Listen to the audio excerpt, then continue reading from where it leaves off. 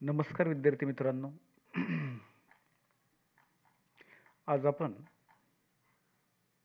शब्दकळीचा प्रश्न संच क्रमांक 3 ऑगस्ट महिन्यातील प्रश्न संच क्रमांक 3 विषय मराठी व गणित त्यामधील मराठी विषयाचे प्रश्न क्रमांक 26 ते 75 आज या तासाला सोडवणार आहोत.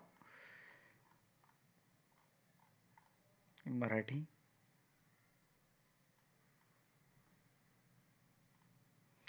खूप छान प्रश्नसंच आहे.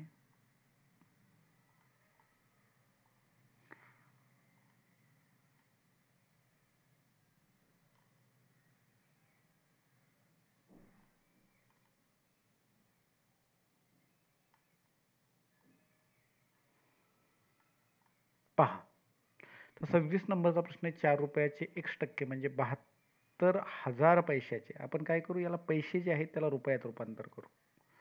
पैशाचे 25% तर x बरोबर किती. तर एक लक्षात घ्या, 4 रुपयाचे x% म्हणजे 720 रुपयाचे 25%. तर इथं म्हणजेच्या ठिकाणी बरोबर चिन्ह येणार आहे. तुमचं पर्सेंटला पर्सेंट गायब होणार आहे. इथे पहा, हा 25/100 आहे. ओके. तर 4 जर गेला तर 18 येणार आहे आणि 0 180, 25 एके 25, 25 चौक 72, 4ने जर कट मारला तर 45 येणार आहे. कारण 45चा पाढा मी तुमच्याकडनं पाठ करून घेतलेला आहे. संख्या रेषेचं निरीक्षण करायचंय आणि असत्य विधान निवडायचं आहे. पहिल्यांदा असत्य विधान बघा. सर्वात लांब रेषाखंडाची लांबी 7 एकक आहे. तर आपल्याला सगळं काउंट करावं लागेल. 0 कुठे, इथे आहे. 1 2 3, थोडे इथं 2 पॉईंट शिल्लक आहेत. 4 5 6 आणि इथं 3 पॉईंट शिल्लक आहे. बघूया 5चा गट आहे का. 1 2 3 4 आणि 5चा आहे, तर 7 आहे. हे विधान बरोबर आहे. असत्य निवडायचं आहे आपल्याला. EB व GH यांची लांबी सारखी आहे. EB किती बघूया. इथनं सुरुवात करतो मी. इथं पॉईंट 1 सोडलाय. 1 2 3, 1 2 3 आणि 4 आहे. 3.4 आहे. GA बघूया. GA इकडंच आहे. इथनं करतोय 1 2 3, इथं 2 आहेत आणि इथं 2 आहेत. 3.4 आहेत. तर हे पण विधान बरोबर आहे. बिंदू H चा निर्देशांक तर बघा, छेद 5 आहे ना, इथनं ह्या 0 आहे. H चा 5 1 5, 5 2 10, 15 16 17 आणि 17 आहे. -17/5 आहे. आणि बिंदू D चा निर्देशांक इथनं 0 आहे. हा 5 1 5, 5 2 10, 5 3 15 16 17 प्लस 17/5 आहे. त्याच्यामुळे मायनस आणि प्लस हे दोन्ही विधानं बरोबर आहेत. राहिलेले चेक करायची गरज नाही. तर हे विधान चुकीचं असेल आणि त्याच्यामुळं आपलं उत्तर तेच आहे. सोबतच्या आकृतीमध्ये ही कॉमन भुजा आहे. कॉमन. अजून काय, हा कोन आहे आणि ही भुजा आहे. तर बाकोबा पहिलं विधान. प्रश्न 29. एकूण किती सत्य विधानं आहेत ओळखा, असा तुम्हाला प्रश्न विचारलाय. एकूण किती म्हटलेलं आहे. तर किती म्हटल्यानंतर आकृतीतील कोण परस्परांचे पूरक कोण म्हणजे दोघांची बेरीज 180. 55 आणि 25 80. 180 आहे सत्य. M N हे N परस्परांचे विरोध आहेत. ओके. संलग्न कॉमन भुजा लागते. संलग्नमध्ये कॉमन भुजा लागते आणि ती आहे रेषीय जोडी म्हटलं की 180 पाहिजे. 63 50 180 होत नाही. म्हणून 3 सत्य विधान आहेत. पर्याय क्रमांक 1. एक संख्या व तिची गुणाकार व्यस्त संख्या यांच्या गुणाकाराची बेरीज व्यस्त संख्या. अगोदर एक संख्या मी 2 घेतो, तिची गुणाकार व्यस्त संख्या 1/2 घेतो. उत्तर आलं 1. यांच्या गुणाकाराची बेरीज व्यस्त संख्या. आता याची बेरीज व्यस्त संख्या -1 येईन, हे +1 येणार आहे, हे -1 येणार आहे. कारण घात जर विषम असेल तर ती मायनस संख्या राहते आणि एकच पर्याय, त्याच्यामुळे ऑप्शन नंबर 2.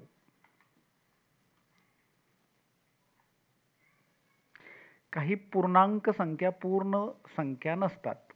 पूर्ण संख्या ह्या शून्यापासून स्टार्ट होतात. 0, 1, 2 आणि 3.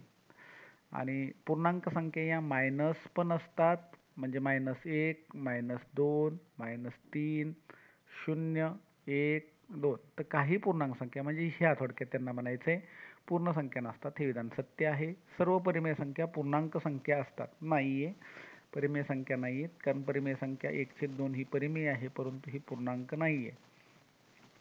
सर्व पूर्णांक संख्या वास्तव संख्या नसतात म्हटलेले, ॲक्च्युली ते असतात. सर्वच संख्या वास्तव असतात, त्याच्यामुळे हे पण चुकीचं आहे. काही परिमेय संख्या पूर्ण संख्या असतात, हे बरोबर आहे. काही परिमेय संख्या पूर्ण संख्या असतात. फॉर एक्झाम्पल मी जर 12/3 घेतलं तर ही परिमेय पण आहे आणि पूर्ण पण आहे. तर 1 आणि 4 ही 2 विधानं आहेत. पुढं 32 नंबरचा प्रश्न बघूया आपण. सोपा प्रश्न दिसतोय मला.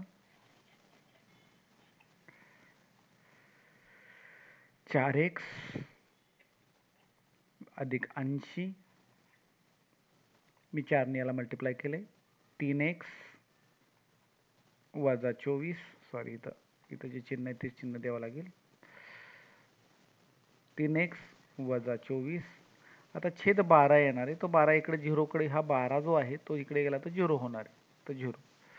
4 आणि 3 7x, 80तनं 24 गेले तर 56 प्लस 56 बरोबर 0. 56 तिकडे गेला तर -56, 7 8 56, तर -8 यायला पाहिजे. हे एक उत्तर आहे -8 वाला.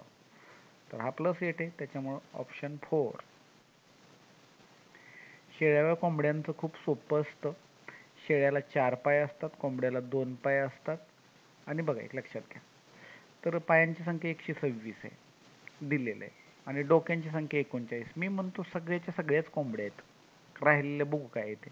तर 39 दोन्ही कोंबडे असते तर 78 पाय झाले असते, असं आपण मानायचं. ते 78 वजा करायचं. मग 78 वजा केलं तर हे 22 आणि 26 आणि 22 48 पाय आहेत शिल्लक राहिलेले.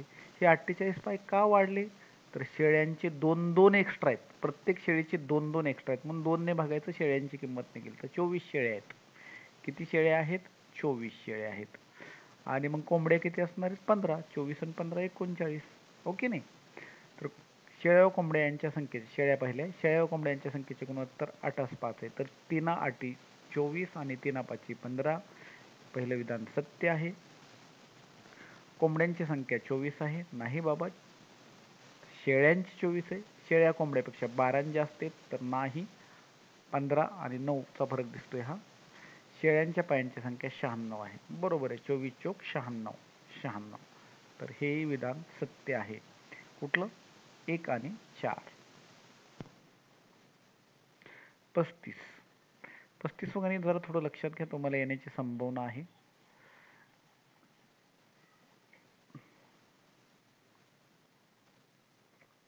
दसे काही दराने 3 वर्षाचे सरळ आहे. 3 वर्षाचं 360 आहे, म्हणजे एका वर्षाचं 120. 2 वर्षाचं 200 सॉरी 2 वर्षाचं 240 आणि 3 वर्षाचं 360 होणार. बघा 120 जे आहे, ॲक्च्युली 2 वर्षात 240 झालं असतं, परंतु एक्स्ट्रा किती झालं? 50 आणि 4 म्हणजे 14 रुपये 40 पैसे झालं. हां, 14 रुपये 40 पैसे झालं. तर आपण काय करू, हा पॉईंट काढू आणि इथं देऊया. तर 12 एके 12, 100 खाली झाले आणि हा 12चा वर्ग, तर 12% एवढं होणार. चला थोडंसं जेवण करतो मी आणि नंतर व्हिडिओ बनवतो. पॉज करतोय.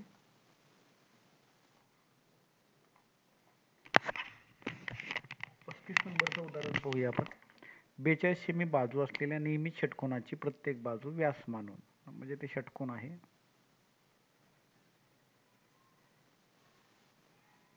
असा षटकोन आहे, व्यास मानून 42 हा 42 बाजू आहे, म्हणजे 21 येणार आहे. आणि असे अर्धवर्तुळ काढलेले आहेत. 2 अर्धवर्तुळाचं एक झालं, 3 4 5 आणि 6ची 3 अर्धवर्तुळ आहेत. 21 त्रिज्या असेल तर आपलं, तर परिमिती विचारली तर किती? 1 2 3 4 5 6, तर 132 येणार आहे 21 त्रिज्या असेल तर 3 वर्तुळाची. किंवा सरळ सरळ आपण असं करूया, 21 त्रिज्या असेल तर 66 येते आय थिंक, मला वाटतं 66 गुणिले हा येईल. 6 6 36 7 3 6 6 36 34 38 39. किती येणार आहे आपलं? 396 येणार किंवा 132 गुणिले 3 केलं तर 300 आणि 32 त्रिक 96 असंही चालेल. शक्यतो ते 3 वर्तुळ असं समजलं तर जास्त लवकर लक्षात येतं. एका कोनाच्या कोटिकोनाचे माप त्या कोनाच्या कोटिकोनाच्या पूरक कोनाची त्या कोटिकोनाचा पूरक कोन आहे. म्हणजे तुम्हाला डायग्राम कशी पाहिजे अशी. हा तो कोटिकोन आहे आणि याचा पूरक कोन म्हणजे अशी रेषा वाढवावी लागेल. असलेले गुणोत्तर 4 असा 11 आहे. तर हा 4 आहे तर हा टोटल 11 आहे. कुठपर्यंत? इथपर्यंत 11 आहे. तर 11 आणि 4 15.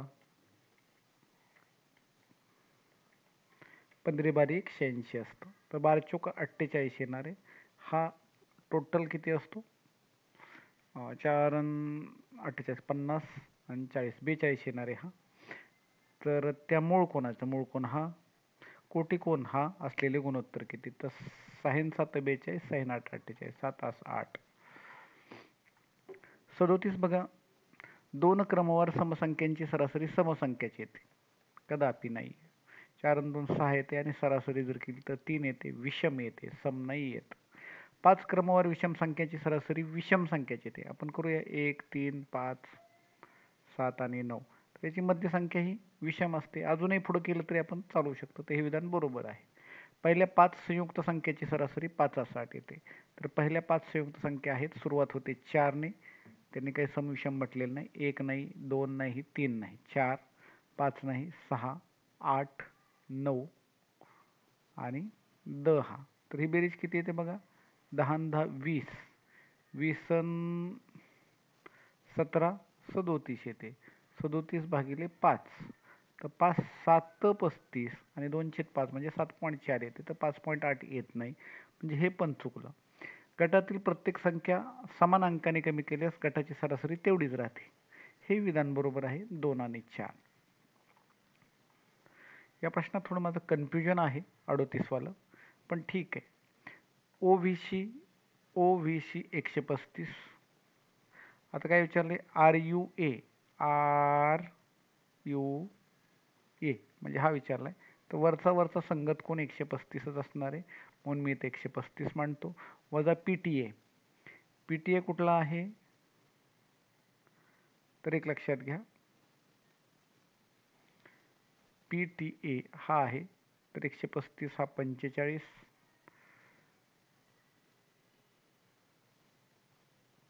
हा 45 तर हा 45. हा 45 नाही, तो आतल्या बाजूचा आहे इथला. हा बाजूचा किती असेल? थोडं कन्फ्युजन आहे. 45 तर हा 90 आहे. थोडंसं तुम्ही पहा. तर उत्तर 90 दिलेलं आहे. मला त्याचा लॉजिक काही सापडलेलं नाही आहे. तो 45 का घ्यायचं ते. एका अपूर्णांकाचा अंश छेदापेक्षा 12 ने मोठा आहे. अंश मोठा आहे आणि तो बी 12 ने मोठा आहे. इथं 12 ने मोठा आहे का अंश? हा 16 आणि 12 ठीक आहे. इथे आहे का? 14 ने मोठा आहे. इथे आहे का? आहे. इथे आहे का? आहे. ठीक आहे. तर बघा, अंश 8 ने कमी केला. 8 ने कमी केला तर किती होतोय? 20. इथे 21 दिलंय. नाहीये. 8 ने कमी केला तर किती होतोय? 21 आणि छेद 9 ने वाढवला. 17 9 26. माझं काम इथेच झालेलं आहे. मला बाकीच्या गोष्टी मांडण्याची गरज पडलेली नाही. नाहीतर मांडलं असतं. 975 मीटर सेमी मीटर. तर मी काय करतो? सगळं सेमीमध्ये करतो. हे 975 सेमी, हे 675. मोजायला जास्तीत जास्त टेप HCF काढायचा आहे. मसावी.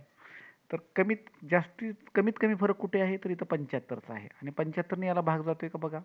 तर 75ने 900ला भाग जातो, कारण 75 चोक 300, 300, 600, 900 आणि 75 याला जातोय. 900ला तर जातोच जातो, 600ला जातो आणि 75ला पण जातो. तर 75 सेमी म्हणजे 0.75 मीटर. पुढचं पहा. HCF काढायचा आहे तो. 41. सुषमाने 2024 मध्ये 72 रुपये लिटर प्रमाणे 12 जानेवारी पासून 12 जानेवारी म्हणजे 11 तारखेला दूध घेतलं का? नाही. पहिले 11 दिवस घेतले नाही. 5 फेब्रुवारीपर्यंत. जानेवारी महिना 31 असतो. 31 मधनं जर 11 गेले तर 20 आणि 5 फेब्रुवारीचे 5 25. 72 रुपये लिटर प्रमाणे 25 दिवस रोज 1.5 लिटर. मी नेहमी 1.5 असं म्हणतो अंशछेदामध्ये. पहिल्यांदा हे काढून घेतो. 36 25ने गुणायचं असेल तर त्याला 4ने भागायचं आणि 0 द्यायचं. तर 900 त्रिक 2700. किती उत्तर आलं याचं? 2700. कुठपर्यंत? 5 फेब्रुवारीपर्यंत. व पुढे 6 मार्चपर्यंत. म्हणजे 5 फेब्रुवारी घेतले, पुढं फेब्रुवारीपासून बी घेतलेले पुढं. तर फेब्रुवारी महिना असतो 29चा. काय 29चा? 24 आहे. लीप इयर आहे. मग 29 मधनं 5 फेब्रुवारी तर गेलेली, 24 राहिलं. 24 आणि 6 30. 30 लिटर दूध घेतलं. 72 प्रमाणे किती घेतले? रोज पाऊण लिटर. पाऊण आपण असं मांडूया अपूर्णांक छेदामध्ये. 4 9 36. आता बघूया 3 त्रिक 9 1. 4 नाही 18 आहे ना. 18 चौक 72 आहे. 18 चौक 72. 18 त्रिक 54 आणि 54 त्रिक नाही असं करूया. 3 त्रिक 9 आणि 18 9 62 नाशे. 162 झालं. 162. मग ही बेरीज करूया. तर 2 2 7 7 13 हातचे आले 43 20. तर 43 20 किती? इथलं पद ऑप्शन नंबर 2. 43 20 येणार आहे ऑप्शन नंबर 2. 42 नंबरचा प्रश्न बघा. वृत्तचितीचे एकूण पृष्ठफळ कोणत्या सूत्राने काढाल? आता वृत्तचितीचे जे पृष्ठफळ तुमचं पाठच पाहिजे. 2 पाय r कंसात h प्लस r. 3 नंबरचा ऑप्शन आहे. सूत्र सगळीच पाठ पाहिजेत. 8वी स्कॉलरशिप त्याच्याशिवाय पॉसिबल नाही आहे. 800 रुपये किमतीचे शेअर खरेदी करताना 4.5% दलालीसह, म्हणजे दलाली देऊन एवढे पैसे आलेले आहेत. 37,720 खर्च आला. तर किती शेअर्स खरेदी केलेले असतील? तर एक लक्षात घेऊ आपण. 10 शेअर केले असते तर 8,000. 20 केले असते तर 16,000. मी ऑप्शन बघून. 30 शेअर केले असते तर 24,000. 40 शेअर केले असते तर 32,000. म्हणजे 40च्या आसपास. 40पेक्षा कमी नाही आहे. आणि एवढी तर नाहीच नाही. आणि 8,48,000 पण नाही. आता उत्तरच काढायची गरज नाही आहे. तरी ते कॅल्क्युलेशन केलं तरी येईल, पण आता सध्या मी करत नाही कारण व्हिडिओ बनवतोय त्याच्यामुळं वेळ जाईल. आणि हा व्हिडिओ केवळ माझ्या शाळेतील मुलांसाठी असतो. पुढे बघा. तर 512 पहिल्यांदा मीही सोडून घेतो. तर हा 2चा 9वा घात आहे. तर 3 त्रिक 9. 3 दुनी 6 झाले. हा 2चा 4था आहे. 4 दुनी 8 झाले आणि 2चा दुसरा आहे. 8 आणि 6 14 आणि 15 16. तर 2चा 16वा घात यायला पाहिजे इकडे. बघूया 16चा. मग आत इकडे तर आहे तर मग 32 यायला पाहिजे. किती यायला पाहिजे आतमध्ये? 32. तर 4 हा 2चा कितवा झाला? 2चा वर्ग आणि 23m प्लस 31. मग हा किती होणार? 3 2 6m. 2चा 6m अधिक 62. तर m ला किती टाकावं लागेल मला?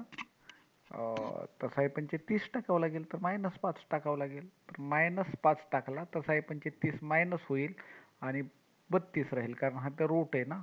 मग त्या रूटमध्ये मी काय करेल? 16चा वर्ग त्याला ठेवील असा. मग 2चा वर्ग, 2चा 16 आणि त्याचा वर्ग करावा लागेल मला. तर -5 कुठे आहे ते मला उत्तर शोधावं लागेल. तर -5 कुठे आहे? 64 तर नाहीच आहे. तर इथे ते उत्तर आहे. आणि इथे 4चा वगैरे नाहीच आहे तर इथे ते असणार आहे. 4ला 4 5ला 5 कट. 2 पर्याय झाले. 45 बघा. जास्त मी स्पष्टीकरण करत नाहीये. थोड्या पद्धती तुम्ही समजून घ्या. दरवर्षी 20% कमी होते. 21 सालची गाडी 24 सालापर्यंत किती झाली असेल? तर 20%चा अर्थ असतो 1/5. म्हणजे 5ची किंमत 4 होणार आहे आणि 3 वर्षाची गोष्ट आहे. 21 ते 24 म्हणजे घन करावं लागतील. 64 आणि 125. तर त्याची किंमत आपल्याला काढायची आहे. 64ची किंमत झालेली 61,440 आणि 125ची किंमत आपल्याला काढायची. तर मी 16ने बघतो, आपले 4ने बघतो. 4 एके 4, 2 उरला, 4 पंचे 20, 1 उरला, 4 त्रिक 12, 2 उरला, 4 सक्क 24 आणि 0. आता 4 आणि 16 होतं ना ते. 16 चौक 64. 16 एके 16, 16 90 44 आणि 9 राहिला. 16 सक 96 आणि 0. तर 125. तर 125 साठी मी तुमचं पाठ करून घेतलेलं. 125 साठी 5000 असा. 125 साठी 1000 असतं. तर हा किती आहे? 12 8 96 आहे. 12 8 96. तर 125 साठी 1000. 1000 आणि हा 10000 झाला. किती झाला? 10000 गुणुले 12000 तर 1,20,000 येणार आहे. किंवा सरळ सरळ गुणाकार करा. 125 गुणुले 960 असा केला तरी चालेल. तो 1,20,000च येईल. ज्याला जे समजेल त्याने त्या पद्धतीने करा. आयडियाज वापरल्या तर बरं राहील. 125 8 10,000 असतं. 125 चोक 500 असतं.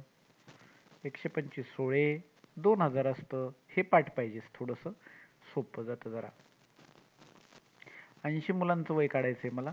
जर बघितले तर 13 13 13 13 आहे, तर मी हे 13च नोट करतो. ओके. तर हा -1 आहे म्हणजे -25, +1 आहे म्हणजे +25 आणि +2 म्हणजे 40. +2 म्हणजे 40 आहे. 25 25 40 आहे. 80 मुलांचं आहे म्हणजे 80 ने भागायचं. 1/2 आलं. 1/2 म्हणजे अर्धा वर्ष प्लसमध्ये आलं, तर अर्धा वर्ष प्लस अर्धा वर्ष प्लस 13.5. कारण 13 मानलेलं होतं. माझ्या मुलांनाही त्याने सोडवण्याची प्रॅक्टिस आहे, त्याच्यामुळे प्रॉब्लेम येत नाही. चला बघा, माहितीवरून 2 सत्य विधानं ओळखायला सांगितलेली. तर आपल्याला सत्य म्हटलं की ह्यात कंस, एका ह्याच्यातनं असे गेलेले कंस बघायचे. एक कंस असला पाहिजे बघा. GCH कोण बघायचं असेल तर GCH, जी कुठे GCH ह्याच्यातनं दुसरी रेष काय गेलेली नाही. याच्यातनं 2 गेल्यात, पण ती इथं येऊन पोचलेली नाही. मग तिथं काय तो कोण समान असण्याचं काही कारणच नाही, त्याच्यामुळे ते बघायचंच नाही. ते EBI, तर EBI बघूया. याच्यातनं 2 रेषा 3 रेषा गेलेल्या आहेत. BI आणि याच्यातनं पण 2 गेलेले आहेत. ओके. आणि EAI हा एकच आहे. दोघांचा कंस एक आहे, त्याच्यामुळे हे दोन्ही कोण सारखे आहेत. कंस GIC, कंस आता इथं बघूया. GIC अर्धवर्तुळ आहे पूर्ण टोटल. आणि FBD पुन्हा हे सुद्धा अर्धवर्तुळच आहे, कारण व्यास आहे बघा. त्याच्यामुळे हे पण बरोबर आहे. आणि तुम्हाला 2 सत्यविधानं ओळखायला सांगितली होती, दोन्ही सापडलेली आहेत. कठीण गणित होतं, बघतानाच असं नको वाटतं, असं गणित सोडवायला कठीण जातं. पण आता याचं सोडवायचं कसं, तर आपण पहिल्यांदा फक्त ए काउंट करूया, बाकी काही बघायचंच नाही. ए सोडून दुसरं काही बघायलाच नको. तर इथे ए बरोबर त्याचा 0च येणार आहे. मी इथं लिहितो ए बरोबर 0. इथे ए कुठे, हा सगळं गुणाकार आहे. ए बरोबर 1 आला, तर 1 आला ना इथे, 1 आला म्हणजे +1 होणार आहे, म्हणजे ए शिल्लक राहिलेलं आहे. ओके. खाली काय होतं बघूया. -2/3 आहे. आणि इथं पण हा √3च्या ऐवजी ही पण -2/3च आहे. पण हा वजावाला आहे, -1 वाला आहे, म्हणजे तो छेदस्थानी आहे. याला हे कट झालं, मग शिल्लक ए राहिला पाहिजे. ए कुठं आहे, इथं आहे. इथं कुठेही नाही, इथं कुठेही नाही, इथं कुठेही नाही. बाकीचं इथून बघितलं तरी चालेल. आता बी पण मी तुम्हाला बघून दाखवतो, किंवा गरजही नाही तुम्हाला बघायची, पण तरी दाखवतो कारण आपण सोडवतोय म्हणून दाखवतो, तसं मी बघणार नाही. बीचं इथं किती आहे, 2/3 आहे. बी बरोबर 2/3. इथं बी आहे का, नाही. बी बरोबर -1/3 आहे, -1/3 आहे. आता इथं खाली जर बघितलं तर बी बरोबर 3/2 आहे. हा किती तुमचा खाली, 3/2 आहे. आणि हा बी किती, 1/2 आहे. 1/2 आहे. 4/2 म्हणजे बीचा वर्ग आहे. खाली खाली काय राहिला आहे, फक्त बीचा वर्ग आहे. इथं जर बघितलं तर काय होणार आहे तुमचा, 2तनं 1 गेला, 1/3 राहिला. बी बरोबर 1/3 आणि खालचा -2 होणार आहे. तर 3 2 6 आणि 1 म्हणजे -5/3 येणार आहे. तर -5 आहे आणि हा 3 इथं पण आहे, तर म्हणून हे.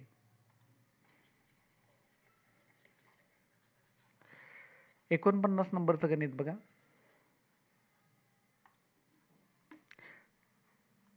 चौरस व त्रिकोणी संख्या असलेल्या 2 अंकी संख्येच्या अगोदरच्या लगतच्या 5 त्रिकोणी संख्याची सरासरी. तर एक लक्षात घ्या, तुम्हाला त्रिकोणी संख्या, चौरस म्हणजे वर्गसंख्या पाठ पाहिजे. ते काय म्हटले, त्रिकोणी व चौरस संख्या असलेली 2 अंकी कोण आहे, 36 आहे. कोण आहे, 36 आहे. त्रिकोणी संख्या मांडल्यावर लक्षात येईल. 1 3 6 10 15 21 28 आणि 36. तर ही वर्गसंख्या. काय म्हटले, 2 अंकी संख्येच्या आधीच्या त्रिकोणी 5 संख्या, म्हणजे 1 2 3 4 आणि 5 6 पर्यंत तुम्हाला काय करायचं, त्यांचं काय करायला सांगितले त्यांची सरासरी, 5 त्रिकोणी संख्येची सरासरी. बेरीज करा 21 आणि 28, 49 आणि 15, 64, 64 आणि 6, 70 आणि 80 आली. 80 भागिले 5 संख्या आहेत म्हणजे 16 आली. ठीक आहे. व पुढील 5 चौरस संख्येची सरासरी. आता त्याच्या पुढच्या 5 चौरस म्हटले. आता 36 नंतरच्या चौरस संख्या कोणत्या आहेत? 49 आहे, मग 64 आहे, मग 81 आहे, 7चा 8चा 9चा 10चा आणि 11चा. यांची सरासरी करायची आपल्याला. 9 4 13 14 आणि 15, हातचे आले 1, 8 आणि 2 10 आणि 11, 11 आणि 10 21, 2 आणि 2 4, 415 भागिले तुम्हाला 5च करावं लागेल. 5 8 40 आणि 5 त्रिक 15, 83. मग 83 ह्यातील फरक म्हटलेले 83 वजा 16, 16 केलं तर 13तून 6 गेले 7 आणि 67 येते म्हणजे विषम आणि मूळ संख्या येणार आहे. काय येणार आहे?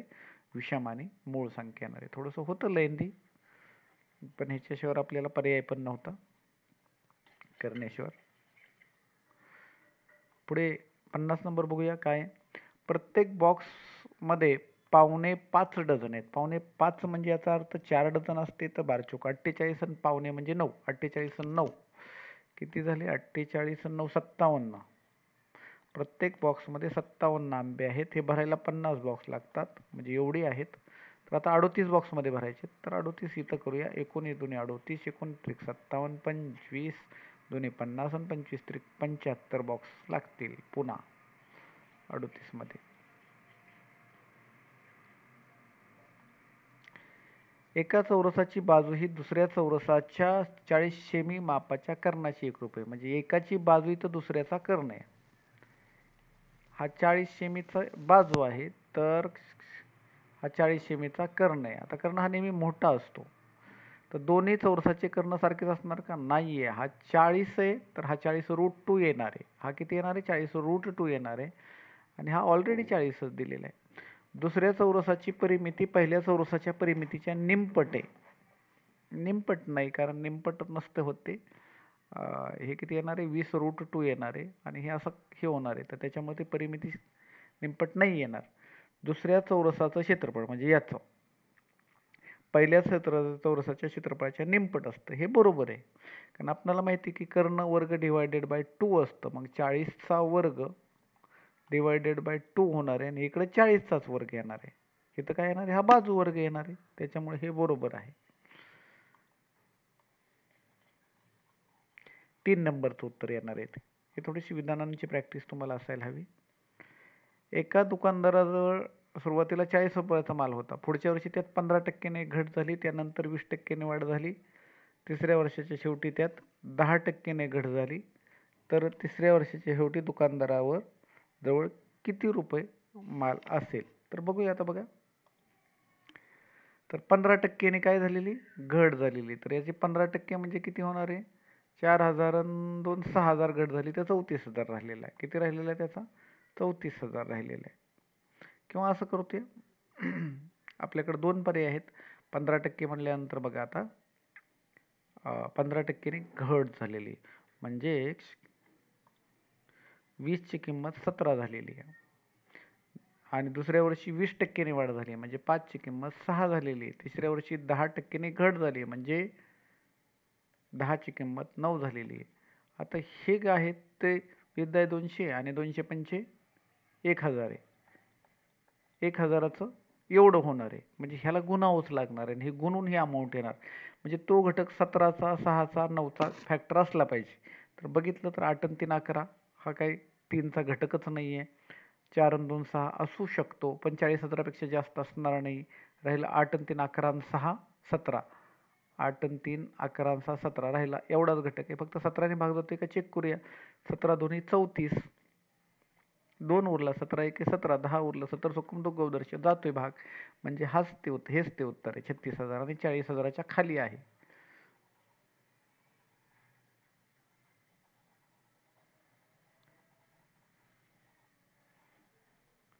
पुढे बघा, एकूण विद्यार्थी संख्येच्या किती टक्के मुले आहेत? तर मुले काळीत का गोरीत बघूया. मुले गोरी आहेत. एकूण विद्यार्थी संख्या किती आहे बघा. तर आपण काढूया. 10, 9.5, 8,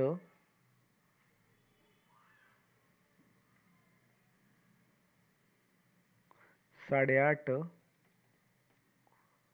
9. 9 आहे. तर बघा हा 1 झाला. 9 8 17 9 8 17 17 34 10 44 आणि 45 विद्यार्थी आहेत. किती विद्यार्थी आहेत? 45 विद्यार्थी आहेत. त्यातील एकूण विद्यार्थ्यांच्या किती टक्के मुले आहेत? मुले किती आहेत बघूया. तर इथनं बघूया. ही 4 आणि 4.5 पांढरीच मुले आहेत ना? हां. तर हे अर्धा आणि वरचा अर्धा 1 2 3 4 आणि 5 आहेत ती. 2 नंबरची तुकडी 5 आहे. 3 नंबरच्या तुकडीत काय 1 2 3 आणि 4 सरळ सरळ 4 आहे. 1 2 3 आणि 3.5 आहे. 1 2 3 4 आणि 5 आहे. हे पण 5 आहे. तर एक लक्षात घ्या. 5 आणि 5 10. 10 आणि 7 17 आणि 1 18 आहेत. 45 पैकी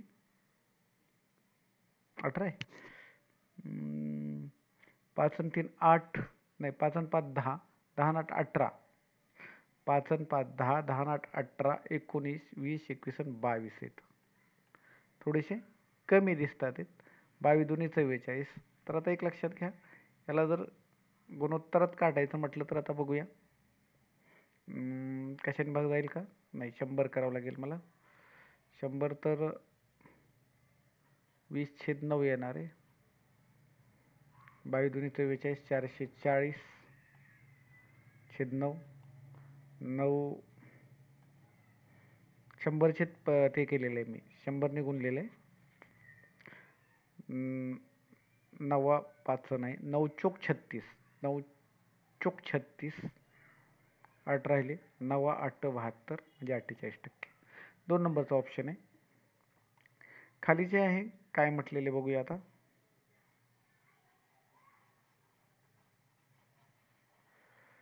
कोणत्या दोन पर्यायातील गुणोत्तर अनुक्रमे 10/9 येईल? 10/9 येईल बघा.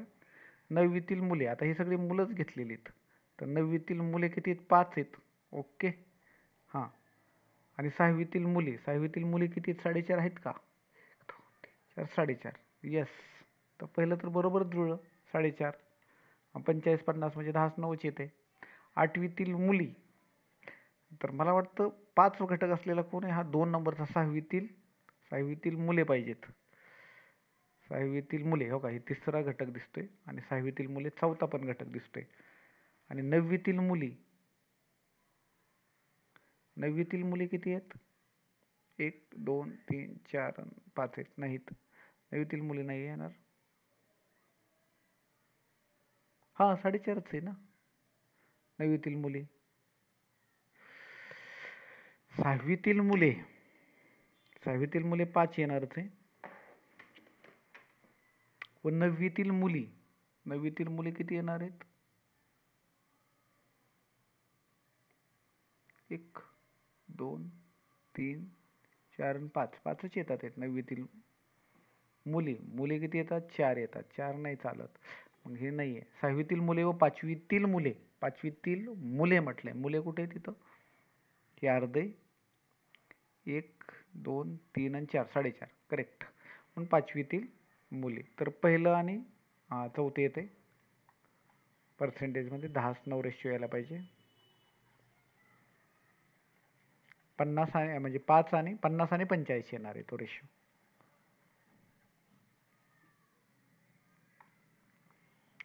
चक्रीय चौकोनामध्ये समोरासमोरील कोनांच्या मापांची बेरीज किती असते? 180 असते. हा P आहे आणि हा R आहे. P आणि R तोच आहे का? SR आतलाच आहे. बरोबर आहे. तर हे दोघं मिळून 180 येणार. 9 7 16. 16x येणार आहे आणि 10 6 गेले +4 येणार आहे. तर बरोबर 180 येणार आहे. तो 4 वाल्याचा 176 येणार आहे. आणि बघा हा 16 गुणिले 11 येणार आहे. 176 म्हणजे 16 गुणिले 11 आहे. तर 16 ला 16 कट झालं. x बरोबर 11 येणार आहे. तर ठीक आहे. तर QRT बरोबर किती? QRT म्हणजे तुम्हाला हे माप विचारले म्हणजे तुम्हाला थोडक्यात Pच विचारलं आहे. Pचं माप किती? अकरी 7 77 आणि 10 87 येणार आहे. कारण हा बाह्य कोन म्हणजे हा कोन असतो.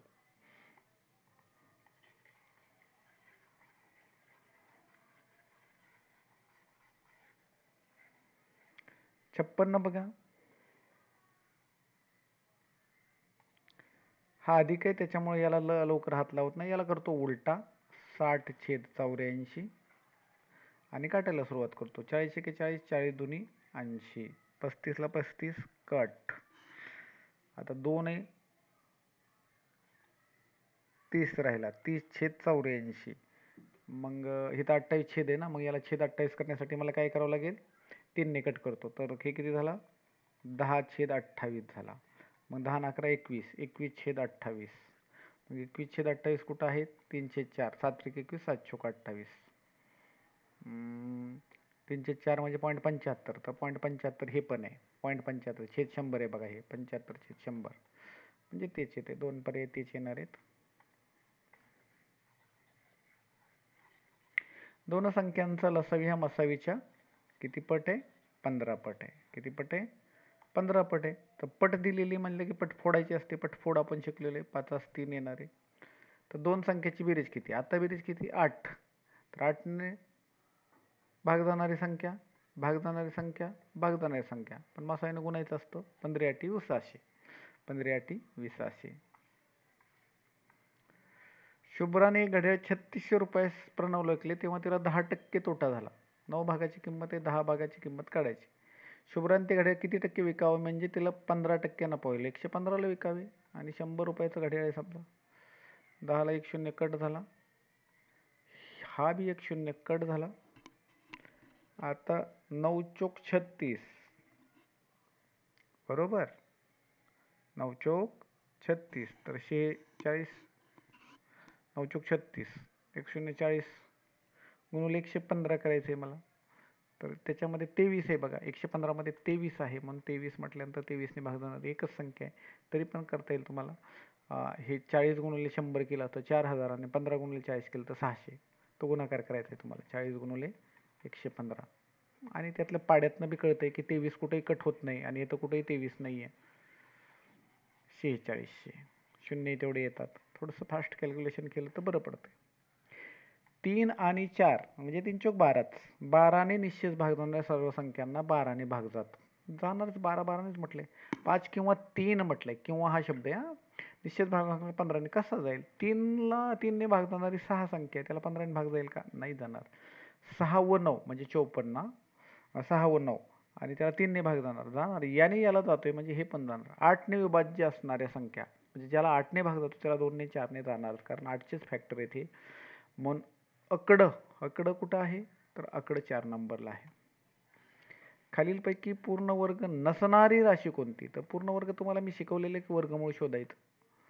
वर्गमूळ काढायचं, मल्टिप्लाय 2 करायचं.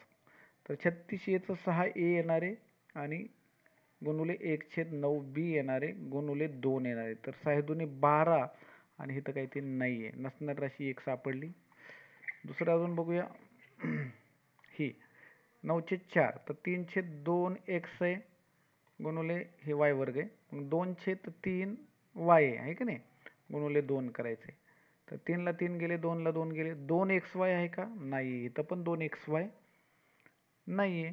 2xy नाही म्हणजे दुसरी पण राशी चुकीची आहे.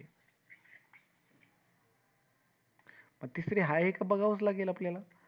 आता हे पहिले 2 नाहीत नसणारे म्हटले म्हणून आपलं उत्तर हेच आहे. पण तरी आता एकदा खात्री करूया. 8m गुणुले 4n गुणुले 2.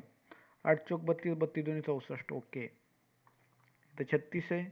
तर 6x वर्गमूळ आणि 6y आणि त्याची दुप्पट 6 6 36 दुनी 72. हे पण ओके. अरे मग चुकलं कुठं आपलं? नाही नाही ही पण नाही आहे. ही पण नाही आहे. आपल्याला 2 पर्याय नोंदवायचे आहेत. 6 आणि 6 आहे. 36 दोन्ही 72च यायला पाहिजे. हे चुकलेलं आहे. मग इथं चुकतंय का आपलं? बघूया काय होतंय. 9/4 ला 9/4/9 निघून जाणारे xy राहणार आहे. xyचं 2xy व्हायला पाहिजे. हे पण नाही, हे पण नाही आहे. मग इथंच काहीतरी गडबड आहे. 6a गुणुले 1/9 okay. 1/9 आणि त्याची दुप्पट हे बी आहे. तर 3 दोन्ही 6, 3 त्रिक 9 आहे 4 प्लस मायनस 4 ए बी. पहिली आणि कितवी काढली होती आपण? तिसरी. पहिला आणि तिसरा असणार आहे.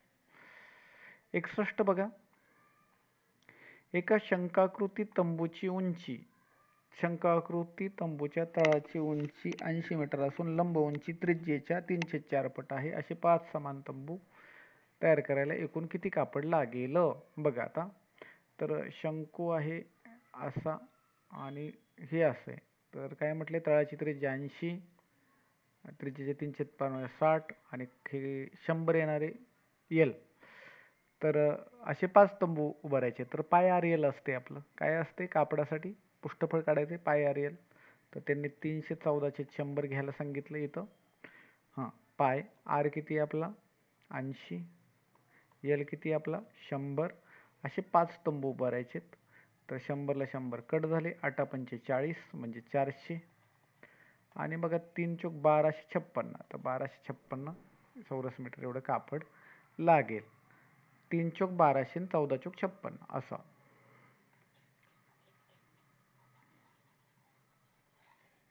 30-60-90चं प्रमेय. त्या 30-60-90च्या प्रमेयानुसार आपल्याला काय करायचं असतं बघा आता. तर सी वर्ग बरोबर ए वर्ग अधिक बी वर्ग असतो आणि सी जर काढायचं असेल त्याला रूटमध्ये टाकायचं. तर चौथं तर सरळ सरळ दिसतंय. 30 अंशासमोरील बाजू कर्णाच्या निम्मी असते. कर्णाच्या निम्मी. C/2 बरोबर बी पाहिजे. बी बरोबर कर्णाच्या निम्मी. हे चुकलेलं आहे. हे बघूया. ही 60 अंशासमोरील बाजू ही कर्णाच्या कर्णी 3/2 असते. ए. तर तुम्हाला सी दिलेला आहे तर twice A. Okay. Twice A वर जाईल आणि √3 खाली येईल. तर टॉईस ए आणि √3. तर पहिलं पण बरोबर आहे. पहिलं आणि चौथं. हे 30-60-90चं प्रमेय थोडंसं पाठ पाहिजे आणि 45-45-90चं पण प्रमेय पाठ पाहिजे. त्याला √2 चिटकतं. गटात वर्गसंख्यांची संख्या घनसंख्येपेक्षा कितीने कमी अथवा जास्त आहे? तर 13.33 हे 1 2 3 नंतर पॉईंट आहे. तर हा घन आहे. 6 आहे म्हणजे वर्ग पण आहे आणि घन पण आहे. घन पण आहे आणि वर्ग पण आहे. -1 फक्त घन आहे, वर्ग नाही आहे. 1 2 3 4 फक्त वर्ग आहे. 1 2 3 4 वर्ग आहे. हे फक्त वर्गच नाही तर घन पण आहे आणि वर्ग पण आहे. 1 64 केवळ घन आहे.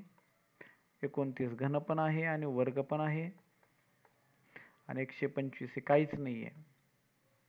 घन किती झाले? 1 2 3 4 5 6. 1 2 3 4 6 आणि 4 आहेत. तर वर्ग संख्या काय आहेत? 4 आहेत आणि घनसंख्या किती आहे? 6 आहे. फरक किती येणार आहे? 2 ने कमी. -2 आला. 2 ने कमी आहे. 64 बघा. ए वर्ग बी वर्ग, ए वर्ग वजा बी वर्ग. सरळ सरळ फॉर्म्युला आहे. तर ए अधिक बी एका कंसात आणि ए वजा बी दुसऱ्या कंसात. तर हे अधिक करून दिलेलं दिसतंय. तर वजा करायचं राहिलेलं आहे. तर ह्यातनं हे वजा करून घ्या. तर 44 तर राहणारच आहे. 4000ला 20 कमी आहे. 44 आणि 20 64 उत्तर आहे वजावालं. ह्यातून हे वजा करायचं. 44 40 44 मधनं 39 80 आणि 2चा 5वा 32, 2चा 6वा 64 आणि 4चा घन 64. एका वर्तुळाकार छताचा परिघ 44 मीटर आहे. बर, वर्तुळाकार परिघ आहे. 44 मीटर आहे म्हणजे त्याची त्रिज्या असणार आहे 7. अशा समान पाऊण शेकडा. बर, दोन्ही बाजूने रंग द्यायचा आहे. दोन्ही बाजूने रंग द्यायचा म्हणजे आपल्याला क्षेत्रफळ काढायचं आहे दोन्ही बाजूचं. तर याचं क्षेत्रफळ किती येणार? 154. 2 बाजू आहेत असे पाऊण शेकडा आहेत म्हणजे 75 आणि 20 रुपयाने खर्च आहे. तर एवढं आपल्याला सगळं करावं लागेल. 75 दोन्ही 150 आणि 300 किती येणार आहे तुमचं? 154 गुणिले 300.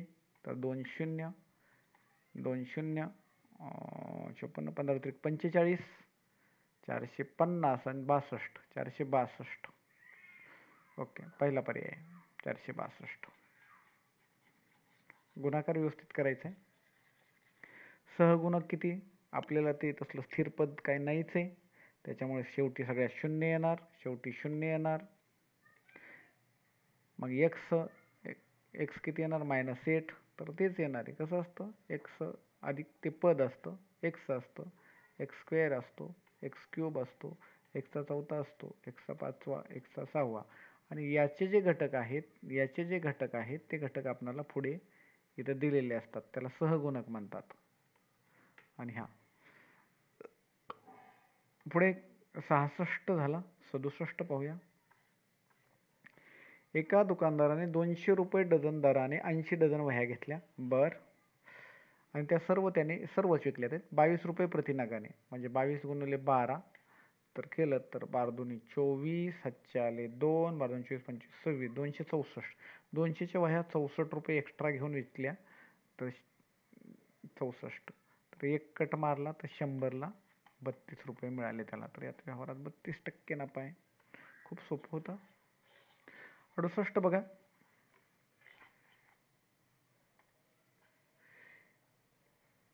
समान त्रिज्येचे केंद्र चौरसाचा केंद्र हा किती आहे? 14√2 आहे के कर्ण. तर बाजू 14 येणार, म्हणजे 7 त्रिज्या येणार आहे. किती त्रिज्या येणार? 7. आणि हे पाव म्हणजे एक अख्खं वर्तुळ आहे. 7 म्हणजे 154 येणार आहे. आणि चौरसाचं क्षेत्रफळ किती असणार आहे? अख्ख्या चौरसाचं 7 आणि 7 14. 14 बाजू येणार आहेत. किंवा कर्णवर्ग डिवायडेड बाय 2 केलं तर 14 बाजू आले तर 196 येणार आहे. आणि 196 मधून 154 वजा केले तर किती येणार आहे? 42 येणार आहे. 42 किती? 3 नंबरचा ऑप्शन आहे. 10 इथं मीटरमध्ये, तिथं सेंटीमीटरमध्ये कन्वर्ट केले. समभुज त्रिकोणाचं क्षेत्रफळ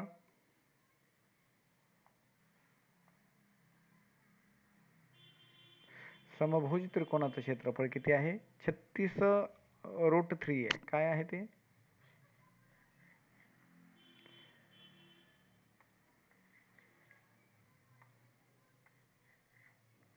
36 मी तुम्हाला सांगितलंय 6√3. तर 6 म्हणले हे 12 असणार आहे. तर काय म्हटलंय परत? असे दोन समभुज, तर इथे जोडायचंय तुम्हाला. हा 12, हा 12, हा 12 आणि हा 12. 12 चोक 48 झाले. 48 मीटर.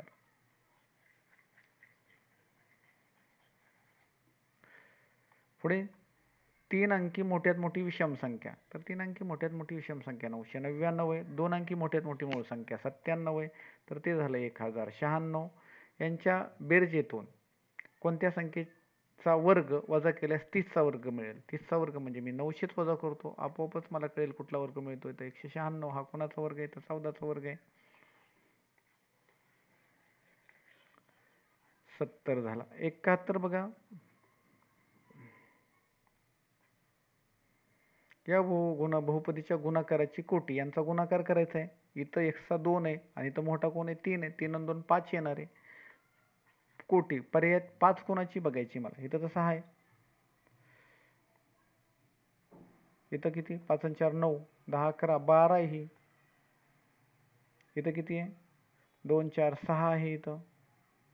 इथं किती? 3, 2 2 4 आणि 5. इथं 5 आहे आणि चौथा पर्याय आहे.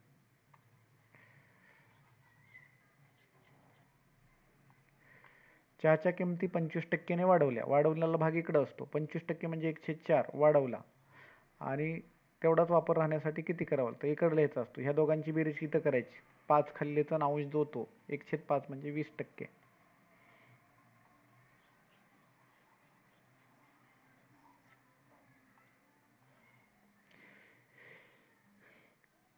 अडोतीस हजार 808 सेमी घनफळ असणाऱ्या भरीव गोलाचे एकूण पृष्ठफळाचे त्याच्या 403 पट त्रिज्या असणाऱ्या भरीव गोलाच्या पृष्ठफळाशी असलेले गुणोत्तर किती? बघा तसं दिलंय. तर काय म्हटलंय? भरीव गोलाच्या एकूण पृष्ठफळाच्या म्हणजे एकूण पृष्ठफळाच्या त्याच्या 4 म्हणजे त्याच्यापेक्षा मोठा पुढे यायला पाहिजे. मोठा पुढे कोण? 4. आणि पृष्ठफळ हे वर्गात असतं. काय असतं? पाय वर्ग. आपल्याला फक्त वर्गाशी मतलब आहे. तर 4चा वर्ग 16 मोठा नंतर येणार आहे आणि 3चा वर्ग 9 इथे येणार आहे. म्हणून 3 नंबरचा पर्याय.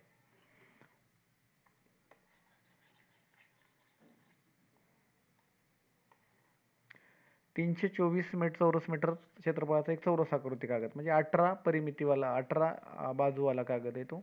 असा जर तुकडा केला तर कट केला तर हा कट झालेला भाग ॲक्च्युली इथला असतो आणि हा कट झालेला भाग इथं असतो. म्हणजे तर पूर्वी असं जाऊन असं जायचो, तर त्याच्याऐवजी असं जाऊन असं जातो, म्हणजे फिरण्यातलं अंतर काहीच कमी होत नाही. असं 4 तुकडे, तर अंतर काहीच कमी होत नाही, म्हणून त्याच्या परिमितीमध्ये कोणताही फरक पडत नाही. आणि शेवटचं उदाहरण,